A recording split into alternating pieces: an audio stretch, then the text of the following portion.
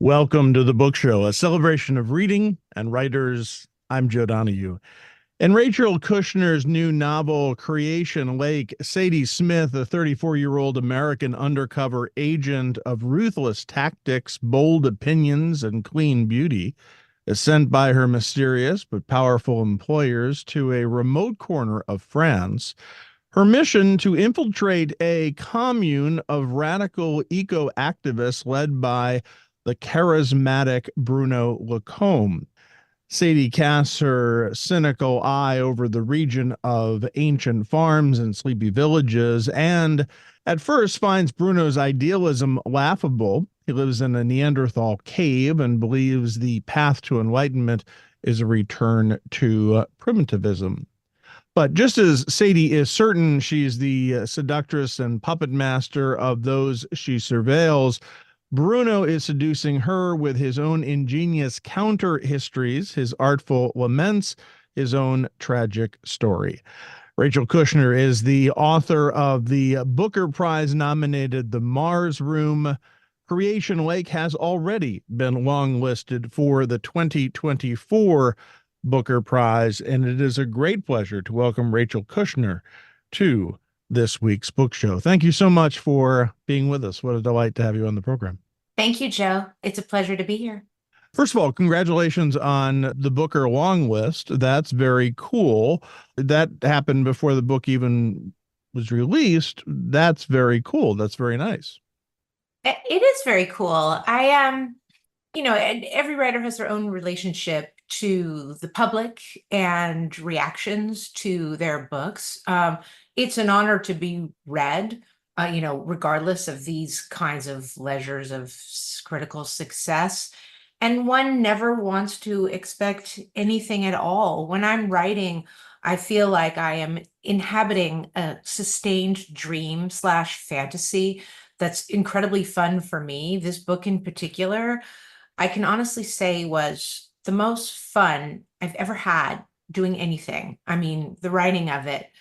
I wasn't thinking as I was writing it, like, oh, I hope this is, a book that other people like as much as I do. It just really didn't factor into things. And then finding out I was on the long list for the Booker, I kind of thought in a measured way, well, that's pretty cool, but I have no control over that. That's the outside world. But then I have to say, I did start to enjoy the news when I began hearing from friends and family, and especially folks who don't really pay attention to the literary world, to the publishing world, just simply read the newspaper.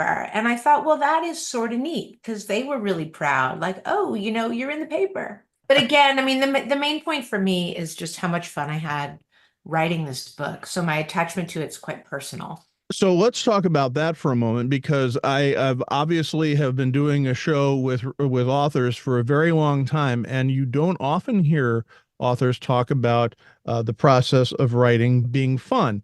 In fact, Yeah. most just say it's hard and miserable. So I'm rather delighted that this was a fun process for you. Look, I don't want to call out other people, but maybe I will say, I've said this before, it's not like someone's putting a gun to your head and Right. saying, you must write a novel. So in a way, I do wonder why do it if it's misery from beginning to end. I think for most people, it probably really isn't that, although I can't speak for them.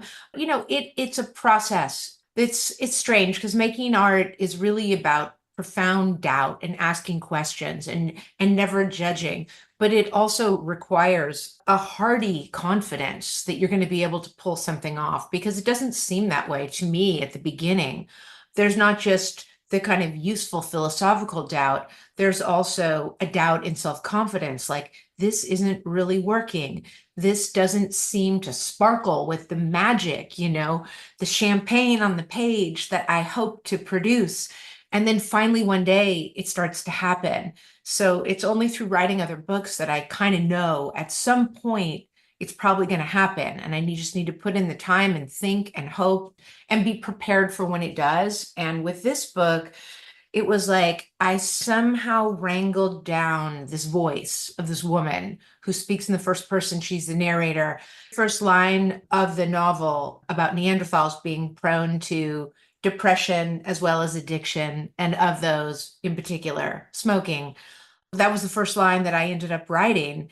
And it was her voice, but also reading secretly the emails of Bruno Lacombe, who is the kind of shadowy mentor to these people she's surveilling. It just all came together for me right there. And it was extremely fun. It felt like I'd created a parallel world that to me was as real and with as much dimension and detail as this world. And it almost came to seem that I preferred that world over the course of the very intense 14 months when I was actually writing the book after, years of thinking about it. What was it about that world that you found to be of a of a relief from the one we're in? The more I put into it, the more I got out of it. It's just started to feel like I could really see these worlds. I could see this woman who at first defines herself, if a bit brittly, for the reader as somebody who is very confident in her ability to dissimulate and to manipulate other people and to read into them weaknesses that they don't know are so obvious and exposed. Like they don't realize how sort of nakedly they stand before her. And she sort of gets off on seeing people that way. And it's a set of characteristics that I don't at all myself possess. I'm always looking to other people, like, what do they think? What do they know? Other people know so much, and I don't have privy to their thoughts. But Sadie's very overconfident. And over the course of the book, it was a question of what is going to happen. Will she start to crack in her facade? And that drew me along. And also at the same time, I was using a real cynic, in the form of her voice to report on, describe, observe a world that I personally am much more of a believer in. I'm Hmm. predisposed to feel great sympathy for someone like Bruno, who is an elder, a kind of product of the generation of 1968 in France, who thought that maybe there would be a working class revolution that would reform the world, that would end the exploitation of the worker and bring about a kind of new and utopian equality among people. This did not happen in any of the European countries where, there were revolts and movements on the Hmm. left. And Bruno has come to believe that it's never going to happen, that capitalism is absolutely here to stay. But he comes up with his own theory about how to, as he calls it, leave this world while remaining within it, to transform consciousness instead of try to hope for something that's never coming. And she looks at this, with a gimlet eye, whereas I would have much more sympathy for him. So it was that tension there between the two of them, and also being able to always come back to Bruno, because to me, his yearnings and his sense of a kind of loneliness, like modern man has been cut off from a long lineage in prehistory before the world of the written down. And he wonders, like, what took place there? What transpired? Were there messages that they might have left for us so that we could have knowledge about how to live our lives, how to proceed, what future lies in wait? And that was just really fun for me to return to him and see what else he was going to share, both about his own life and his travails and his thoughts on the human situation. Rachel Kushner is the author of Creation Lake. The book is out from Scribner. Let me ask you about confidence, because the confidence that Sadie has, does it increase your confidence if you're writing about a very confident character? I mean, there are different valences of this term confidence. And when I Yes. refer to her confidence, I kind of mean her arrogance, her sense that she's always the one who is thinking three steps ahead of everyone else in the room. And I never have that kind of confidence, and nor do I think it would prove to be empowering as a writer, because Hmm. you always want to be second guessing and giving other people the benefit of the doubt and thinking that there's more to them than might seem to the eye. I don't, as a reader, I don't like to read a book in which the characters are rendered, portrayed by the author in a way that makes them less clever than the author. Like, oh, look at these pathetic people. It's like, no, people are so much more than the sum of their visible parts. Right. But there was a kind of confidence for me in writing her that was less about her confidence and more about this form that I was playing with, which is the spy novel, the roman noir. I'm not a genre writer, but I definitely studied that genre prior to writing this book, given that I was going to have an agent provocateur, a secret agent who used to work for the feds in the US and then is in France working for these kind of like shadowy private interests. I wanted to be able to kind of do my version of the noir. And when you have a narrator who thinks that she's manipulating everybody else, she has plans. She's been assigned to this case to surveil these people, to put the communards on a collision course with the French police, the French state. When you have a narrator like that, it gives a different velocity to the plot because she's the one in control rather than, like normal life, somebody who's dropped into a world where there's a lot of chance. Sometimes writers rely on this little conceit called coincidence. It's usually rather cheap. All of us have done it. But the world is so vast and unknowable, and there's a lot of randomness. And usually writers are wrangling with that. But when you have a narrator who thinks they have the world all sewn up, it's quite a different form of confidence in terms of what I decide to have her do. Because she's not gauging and looking and stepping back and hedging. She's putting guns in people's hands and putting plans in their heads. I want to explore the research that you did into the genre itself, because you're certainly going to a very defined and a genre with very rich history. You're also creating a whole new genre. You're creating something that really has never been done before in a really cool way. Once you have the details of that world, I mean, you have to know that world of where you're going to go, of what the rules are, for want of a better term, as you continue the writing process.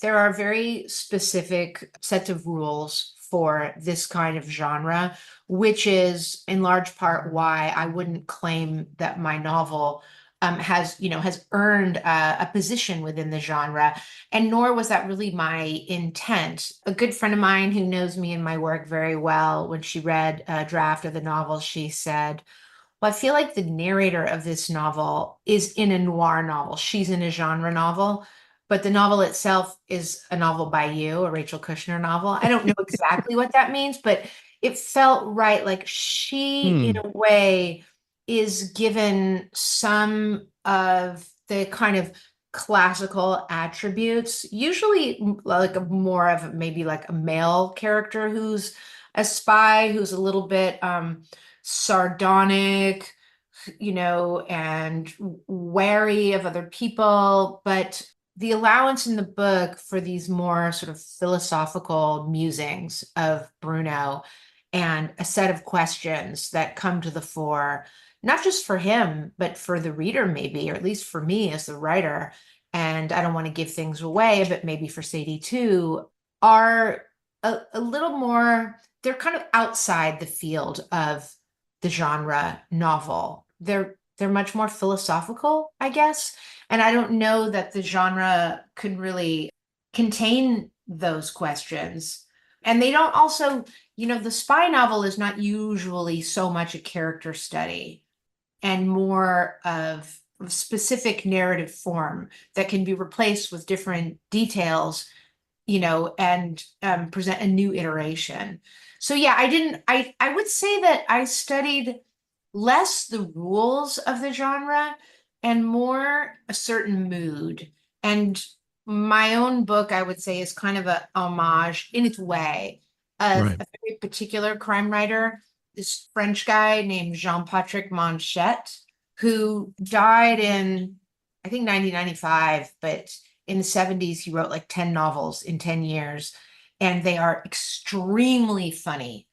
And, they all take place in France. So it was like fun for me to see his relationship. He was also very much on the left politically, and just to see his relationship to French politics, there's like a strong streak of nihilism in those books that I found somewhat generative. And so my own book, in its way, is a kind of Valentine to Manchette.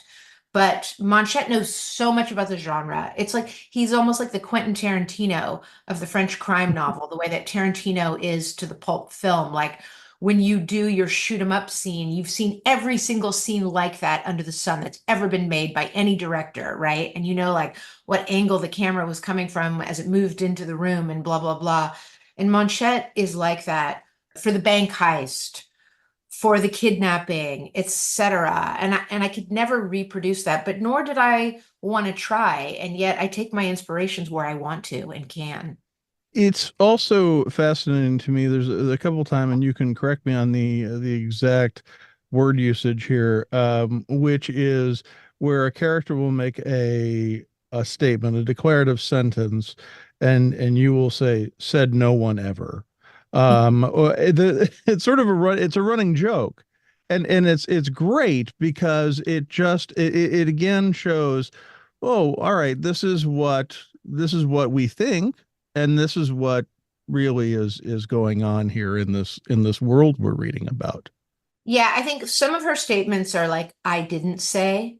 And so they're the blunt assertion that Sadie would make.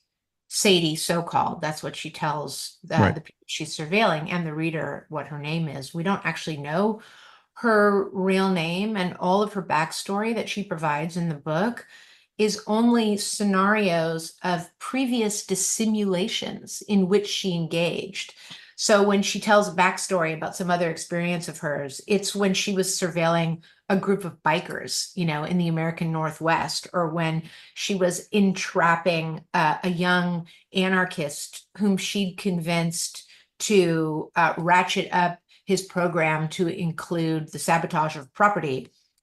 If she were to speak bluntly to these people, which she never would, unless it served her some purpose professionally, there are certain things that she would say that she doesn't. And one of the freeing and fun aspects of writing her is that she has this release valve, which is the reader. And so she can turn to the reader and say something that she won't say in the room. Like if she's pretending to be the lover of this poor, like kind of bourgeois, a little bit gullible guy, Lucien.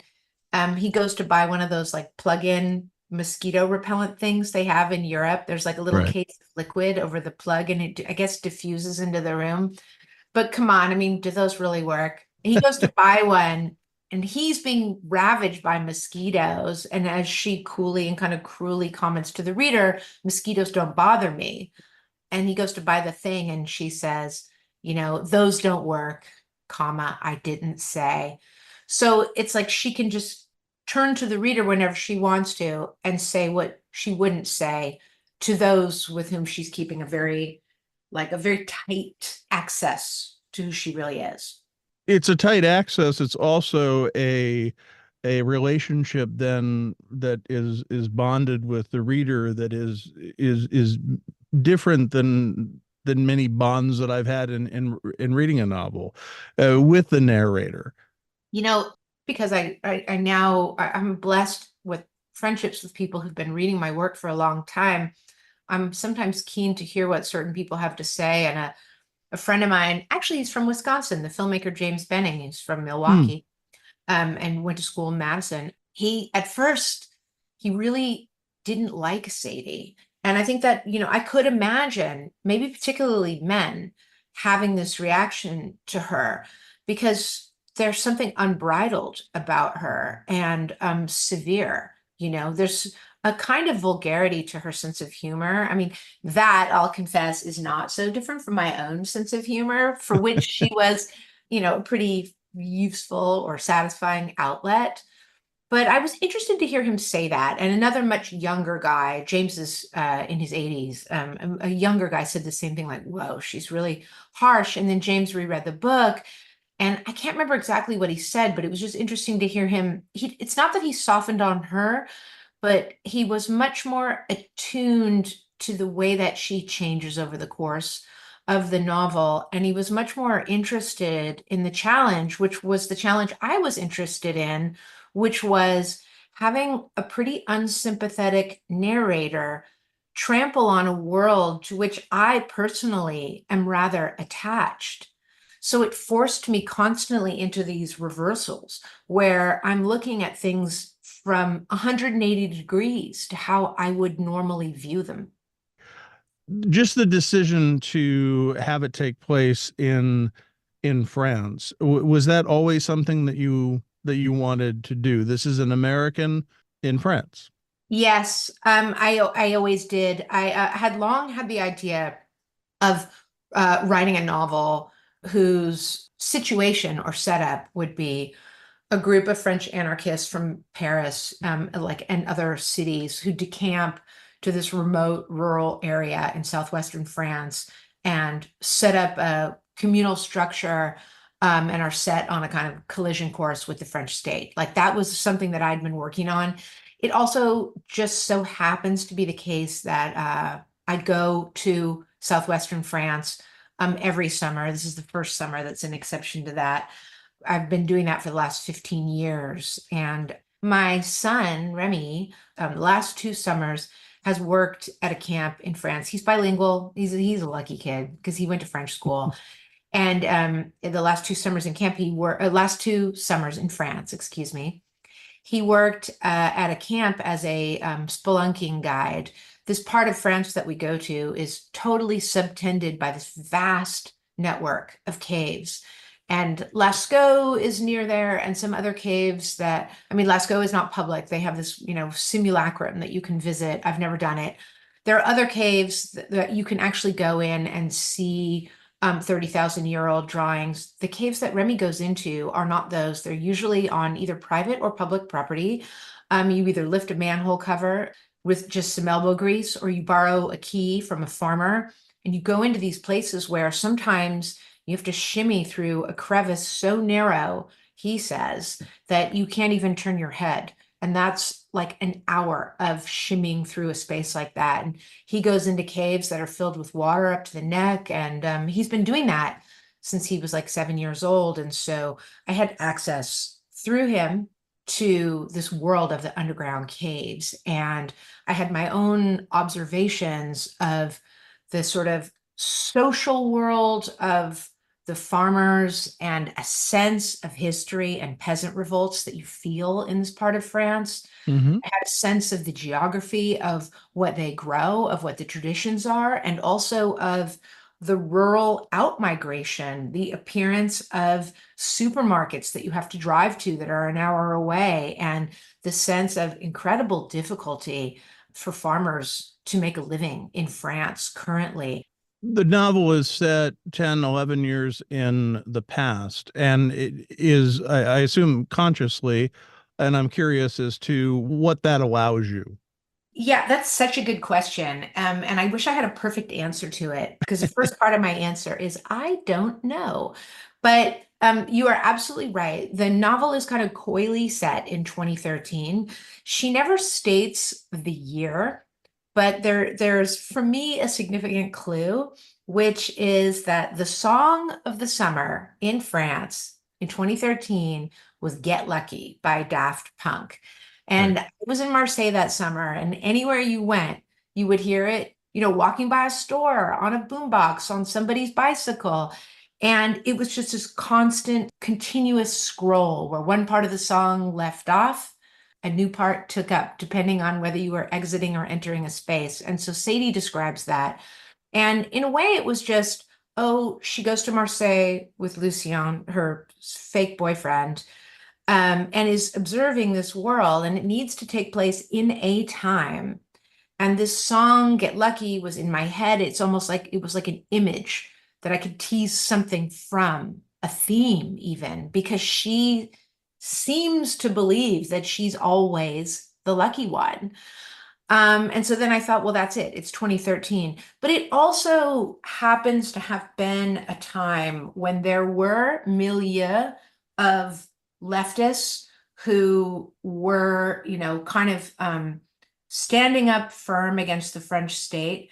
But then again, Joe, this is also happening now. My whole theme in the book about what the French call megabasins, these Right. large reserves where the French state wants to pull a lot of the water out of the water table and put it into these huge plastic lined bays, kind of to create a monopoly on water in parts of France so that the larger agricultural industrial concerns can take it and take it away from small farmers.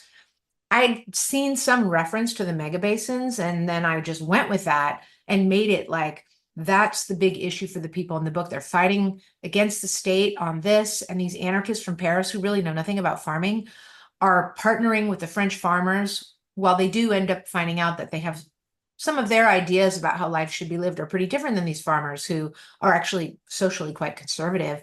I just ran with that in the book. And then after I finished it and was doing the edits and getting ready for the book to come out, there's been a ton of news in France about pitched battles between anarchist farmers and the French state over precisely this issue of water and these mega basins. And I sent the guy in my book who's like a sub minister in France. His name is Platon. He's kind of like a send up for this French politician who's actually Spanish named Manuel Valls, who was prime minister, much higher up in the government than my minister. But I send him to an agricultural fair where he is attacked and driven out, and worse, for those who haven't read the book yet. And then Emmanuel Macron went to the agricultural fair in Paris just a few months ago, and they blocked him from entering. So I said it in 2013, but some of what happens in the book seems to have anticipated things that are happening right now. Rachel Kushner's new novel is Creation Lake. It is published by Scribner. Thanks to our producer, Sarah LeDuc. Write to us at book@wamc.org. The latest on National Productions programs is available via the Airwaves newsletter at wamc.org and on social media at WAMC Radio. Bookmark us for next week, and thanks for listening for The Book Show. I'm Joe Donahue.